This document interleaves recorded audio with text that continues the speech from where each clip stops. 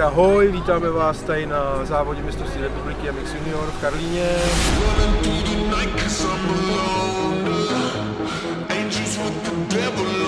Představujeme se vám jako organizační část týmu MXTZ SD Install Racing.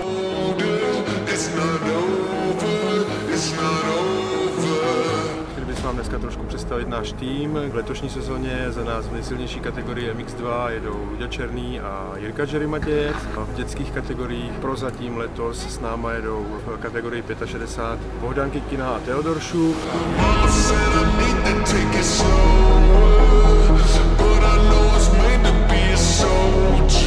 Hlavním účelem teda tady toho našeho týmu MXTZ SD Install Racing je práce s juniorama a pomoct těm dětem na té jejich cestě, aby jsme z nich pomohli vychovat pořádný závodníky.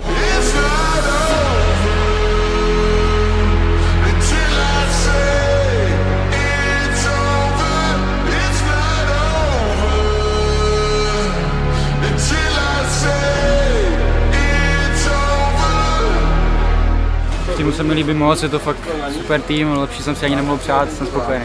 Tým byl zatím parádní, jsem spokojený nad míru a doufám, že to bude pokračovat. Je to dobrý tým a poznali jsme se ve Znojmě na Čeradnicích a mám tam hrozně dobrý kámoše.